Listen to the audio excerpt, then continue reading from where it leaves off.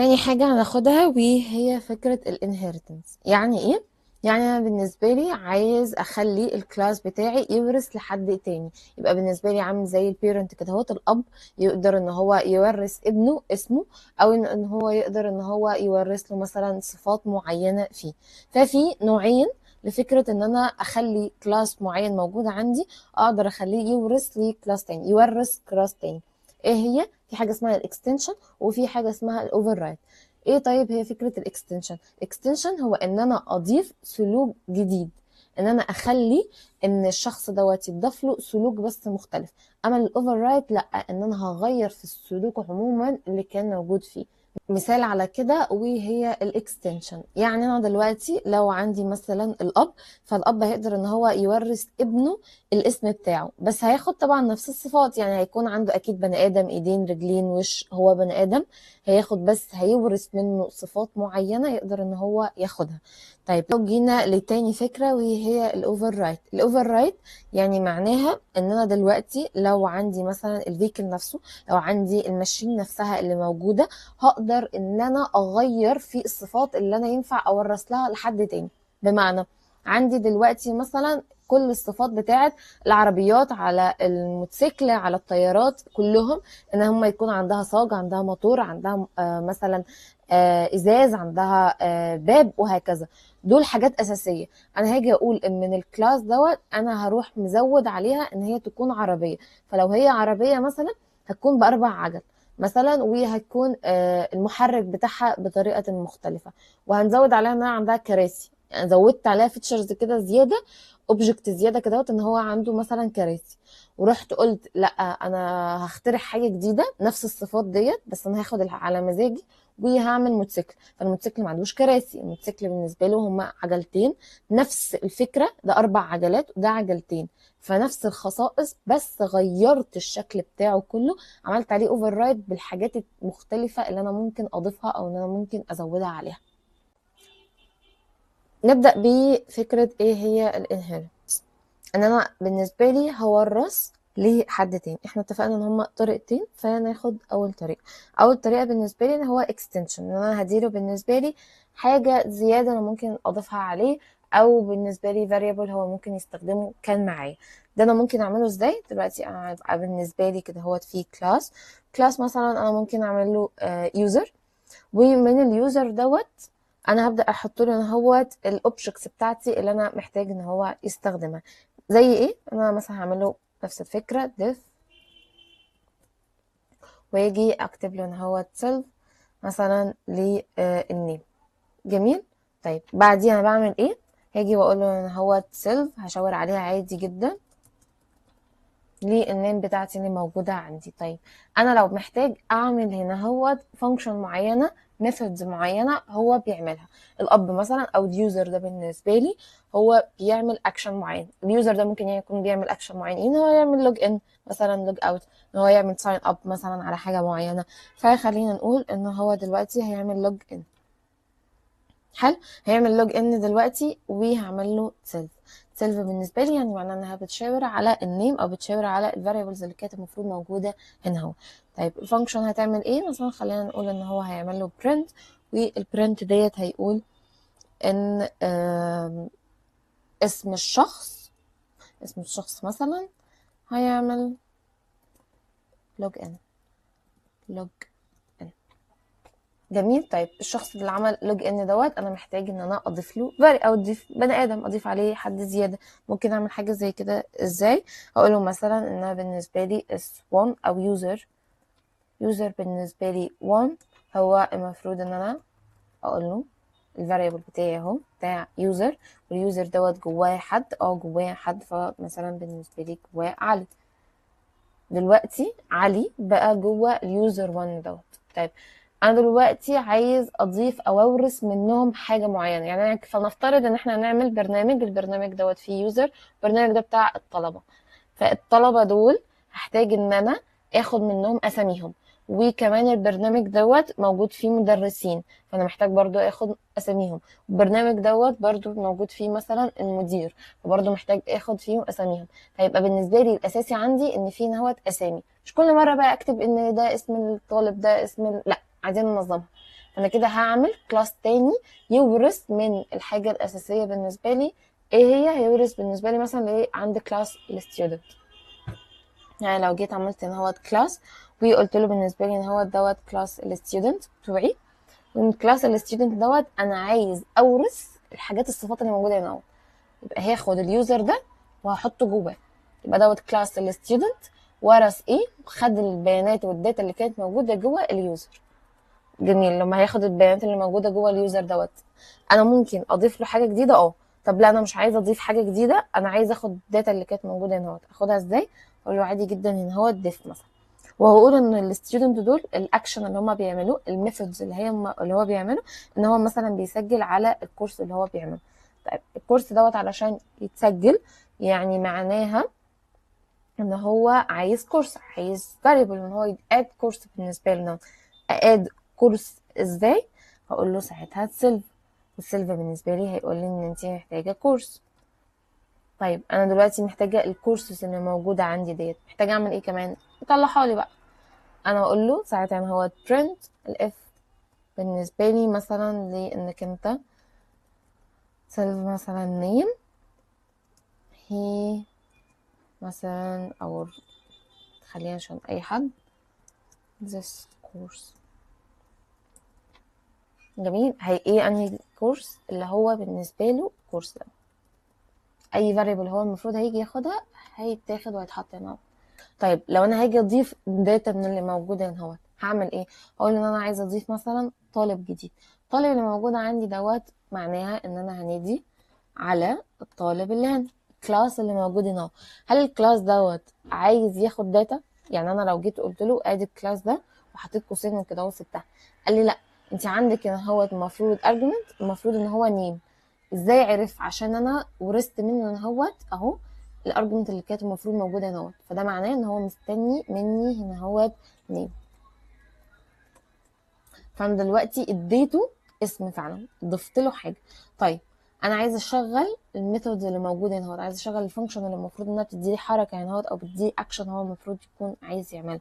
اعملها ازاي؟ اكتب له ساعتها الستودنت اللي موجوده عندي، وبنادي عادي جدا على الفانكشن اللي موجوده عندي ديت. طيب تاني، الفانكشن ديت محتاجه مني حاجه ولا مش محتاجه مني حاجه؟ لو جيت بصيت هي فعلا محتاجه مني حاجه. عرفت ازاي؟ عشان هي فعلا جواها حاجه. فوالله هو جواه حاجه، مثلا هو خد كورس الاي اي، يبقى انا دلوقتي الفانكشن هتشتغل وتقول لي ان فعلا الفاريبل الجديد اللي انت المفروض اديتهوني ان هو يديله اي اي. وهكذا الستودنت مثلا دوت قرر ان هو يعني مثلا خد داتا، فنفس الفكرة ان الطالب دوت المفروض ان هو هياخد داتا وهكذا. طيب دي اول طريقة في ان انا بالتالي اورث لحد حاجة. تاني طريقة انا المفروض ممكن اعملها ازاي؟ تاني طريقة، احنا اتفقنا ان انا دلوقتي عندي من الداتا كتيرة وعايز اغير او اشكل فيها علشان اديها لشخص تاني. ديت انا ممكن اعملها ازاي؟ هنعمل برضو فكرة الكلاس. والكلاس بالنسبة لي مثلا نعمل ان هي عندنا هو الفيكل، حل الداتا الماشينز اللي هي المفروض موجوده عندي. هعمل ساعتها قوسين واعمل نقطتين. يعني انا دلوقتي لو عايزه اورث نفس الصفات هي وهو هنا هو يزود عليها حاجه، يبقى انا ساعتها بالنسبه لي هنا نقطتين. ديت بقى بغير فيها حاجات، بعدل عليها حاجات عشان التاني الشخص دوت يورثها. بالنسبه لي هنا تبقى قوسين حل ونقطتين وهتنزل. نفس الفكره نعمل ديف، يعني احنا ممكن ناخدها من هنا، ومثلا هنقول ان اكيد الفيكل ديت مثلا هيكون ليها نيم، او لا مش هيخليها يكون ليها، هيكون ليها color مثلا، وهيكون ليها speed، وهيكون مثلا حاجة تكون ثابتة فيهم كلهم. خليهم هما الاتنين ثابتين، اكيد كلهم ليهم الوان واكيد كلهم ليهم سرعة معينة. طيب من الالوان والسرعة المعينة ديت نفس الفكرة احنا بنعملها، بنعمل self dot color equal color with self dot speed equal speed. اوكي صح.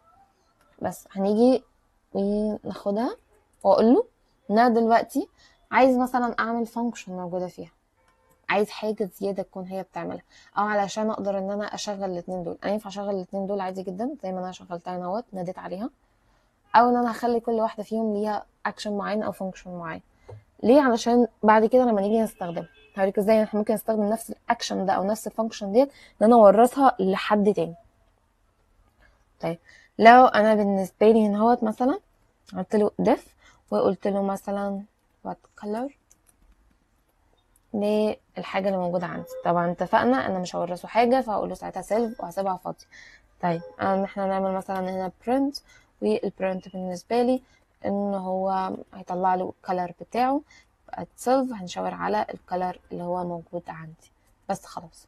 طيب لو انا بالنسبه لي هشاور على السبيتش يبقى مثلا هقول له درايف، هو بيسوق على اي اساس فنشاور عليها واقول له نفس الفكره هي print.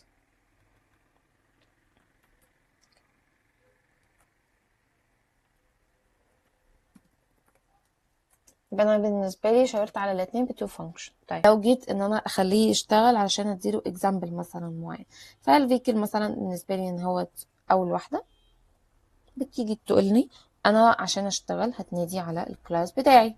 ناديت على الكلاس بتاعي، هل الكلاس بتاعي دوت فيه اي variable تخليني ان انا احطها؟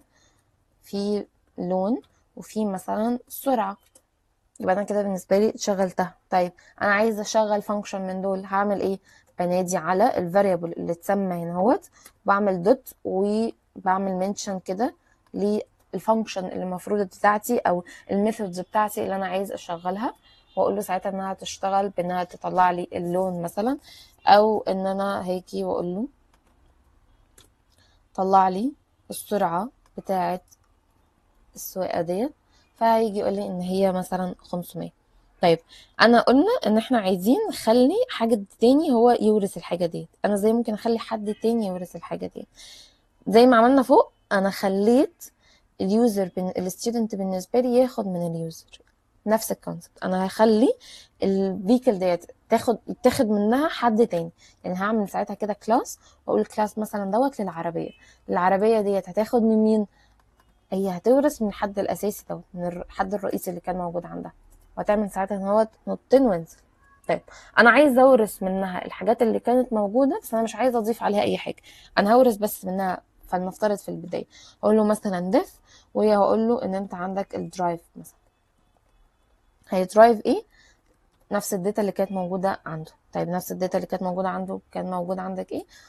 خلينا نقول مثلا هيبقى print، نويبي print مثلا ان هو this مثلا is the speed of this مثلا this car. حلو، وقلت له تمام. لو انا عايزه اشغل الحته ديت انا ممكن اشغلها ازاي؟ لو جيت قلت له ان هو كار بالنسبه لي بتيكوال للكار دي تاني، هي ورثت، خليها كار 1، هي دلوقتي ورثت بالنسبه لها حاجه جوه دول، يعني معناها الداتا اللي كانت موجوده هنا هوت لازم تتاخد. يعني لو عملت قوسين هيقول لي لا ناقص لك حاجتين، فاقول له خلاص عندك حق، انا محتاجه اعمل مثلا رد ومحتاجه اكتب له مثلا 400، يبقى هو كده هوت هيشتغل. لو انا عملت له ساعتها الكار الاولاني وجيت وقلت له ان هو تستخدمها، فهيقول لي ساعتها شغل لي ديت. طيب انا عايزه اضيف حاجات زياده، يعني انا عايزه اضيف الحاجات اللي كانت موجوده فوق واضيف عليها حاجات زياده كمان. انا ممكن اضيف عليها حاجات زياده ازاي؟ يعني اضيف variable هنا جديد كمان وياخد الفاريبل القديم، مش مجرد بس ياخد الفاريبل الجديد وخلاص. دي ممكن نعملها ازاي؟ خلينا نعملها على نفس الفكره هنا. انا دلوقتي ممكن مثلا ناخد دي عشان تبقى قدامنا بس. حلو، وهورث من الحته ديت دي. جميل، يعني اهي ديت الاساسي وانا بورث منه هنا هوت حاجه كمان. لو جيت وقلت له انا عايز اورث منك حاجه معينه، عشان اورث منك حاجه معينه يعني معناها ان انا هاجي هنا هوت واعمل ديف. حلو، وهعمل initializations بتاعتي وهعمل كده هوت اهي كونستراكتور هيجي يعمل ايه؟ كونستراكتور هيجي يقول لي انا بشاور على حاجه انت المفروض تكوني عملتيها، الفانكشن اللي انت عملتيها، وجوه الفانكشن ديت انا عايز اقول ان انا عايز اضيف حاجه جديده. طيب ايه الحاجات الجديده اللي انت ممكن تكون عايز تضيفها؟ انا عايز اضيف نيم. طيب انت عشان عايز تضيف نيم، عايز تاخد الحاجات ديت معاك ولا مش عايز تاخدها؟ لا، ما هو انا علشان ضفت حاجة جديدة لازم اقول له امنشن كده ان انا هاخد الحاجات القديمة كمان اللي المفروض انها تكون موجودة معايا. يعني ايه؟ يعني ساعتها هعمل له ان هو كلر، ساعتها هعمل له ان هو سبيد. حلو. طيب هل انا لو عملت كده هوت ورحت قلت له خلاص كده انا خلصت ف سيلف مثلا بالنسبه لي للباقي؟ لا، ما هو انا معمول لهم سيلف وخلاص خلصنا. اكيد مش كل مره هفضل اعمل حاجه زي كده اهوت ديت، وهتتعمل فعلا. هقول له فعلا سيلف بالنسبه لي كده اهوت، واقول له ان انت عندك نيم ايكوال للنيم. طيب والاتنين التانيين دول، ما انا محتاجه اشاور على دول. هشاور عليهم ازاي؟ بنشاور عليهم بحاجه اسمها سوبر. سوبر ديت بتقولي انا اقدر ان انا اشاور لك على الداتا اللي موجوده معاكي فوق، بس بحيث ان انت تقولي سوبر دوت للحاجه اللي انت عايزه تشاوريها. تشاوري بايه؟ تشاوري الفانكشن بتاعتي، والفانكشن بتاعتي هتقولي والله انت عايز تاخد من ايه من الحاجات اللي موجوده فوق. والله انا عايز اخد منهم حاجتين، لا انا هاخد منهم حاجه واحده مثلا، يعني لا نشيل ديت وناخد ديت بس. فلنفترض هناخد الاتنين. انا بالنسبه لي هاخد كده، هو هاخد الكلر وهاخد السبيد. طبعا لو شلنا حاجه فاحنا هنشيل فوق كده يعني، بس خدنا الاتنين. خدنا الاتنين دول بالنسبه لي. لو جينا رحنا قلنا له تمام، ده بالنسبه لي كده هوت الكلاس بتاعي. الكلاس بتاعي عمل ايه؟ عمل انهيرت من حاجه تانية. لو جيت حبيت ان انا انادي عليه هقول له كار 1. كار 1 ديت بتقول لي ايه؟ بتقول لي نادي لي على الكلاس بتاعك. اقول له حاضر. طيب الكلاس بتاعك دوت جواه حاجه؟ لو جيت عملت كده دوت هيقول لي من جواه 3 حاجات. طيب لو جيت وقلت له جواك 3 حاجات يعني اعمل ايه؟ اقول له مثلا ان انت عندك النيم بتاعك اللي هو هيكون بالنسبه لك اكس مثلا، وهيكون بالنسبة لي دلوقتي الكولر هو ريد، والسبيد مثلا هيكون 800. جميل. لو جيت قلت له انا عايز اعرض الداتا بتاعتي ديت كلها، قول له طب لو انت عايز تعرضها مثلا ممكن تعمل فانكشن اسمها انفو مثلا. الفانكشن انفو ديت بتعمل ايه؟ ديت بتشاور على كل الداتا اللي انت المفروض تكون موجوده عندك. يعني احنا ممكن نعمل كده برنت، واقول له ساعتها مثلا انك عندك سيلف مثلا دوت نيم، و سيلف مثلا دوت color، وبرضو سيلف دوت speed. حلو. لو جيت وديته ديت وقلت له انا عايز اعرض من الفانكشن دي هات لي الانفو، فيقول لي الثلاث حاجات. طبعا مع العلم انا ممكن اكتب ان هو this is مثلا the name of this car، فساعتها هيكتب لي. يعني احنا هنكتب ان هو اي حاجه احنا محتاجين ان احنا نكتبها، مش شرط ان احنا نكتبهم هما الثلاثه. طيب لو انت جيت وقررت وقلت انك انت عايز تضيف حاجة واحدة بس فيها، يعني مثلا انا مش عايز اضيف السبيد، او انا مش عايز اضيف الكالر اللي كانت مفروض موجودة عندي، نعمل ايه؟ يعني انا عايز اشيل مثلا السبيد دي واقول ان انا هضيف الاتنين دول. هيحصل ايه؟ هاجي اقول له كار1 مثلا اللي كانت موجودة عندك، كار1 ديت بتعمل ايه؟ كار1 ديت انا هنادي الكلاس اللي موجودة عندي نوع. لو انا جيت عملت كده هيقول لي والله ناقص لك 2. خلينا برضو مركزين، انا هنا هوت ناديت الفانكشن ديت، ناديت الكلاس دوت، فيقول لي ناقص لك حاجتين. الحاجتين دول اللي انا شايفهم هنا. لو جيت وشغلت وكتبت 2، يعني لو جيت هنا هو وكتبت مثلا اسمه، وكتبت بالنسبه لي ان هو حتى ريد، وجيت عملت كده وهيقول لي ايه؟ هيقول لي على فكره انت ناقص لك حاجه كمان. انت ناقص لك بالنسبه لي ان هو في ارجمنت انا ميسنج، انا ما شفتهمش. ليه؟ عشان انا وارث منك ان هو الثلاث صفات اللي انت المفروض تكون مديهم لي. طيب مثلا هتقول لي طب انا هديهم له هنا، يعني انا لو جيت عملت ان هو ممكن تشتغل، هاجي واقول لك لا، ما هو انت بالنسبه لك انت مديله اكتر من حاجه، هنا ما ينفعش. انا هو ورثت منك الحاجه معينه. طالما انا ورثت منك الفاريبلز اللي كانت المفروض موجوده عندك ان هو تقول لي تورثها لي بالحاجات اللي موجوده عندي نوت، وتعدل فيها، تغير فيها، تبدا بقى انت تشكل، تبدا انت ان هو مثلا تضيف حاجات جديده مختلفه، تبدا انك انت ان هو تعدل على حاجات معينه تانية، وهكذا. تاوفر رايت على حاجه معينه تمام ما فيهاش مشاكل، بس في نفس الوقت انك انت يكون عندك نفس الداتا اللي كانت موجودة عندك. ده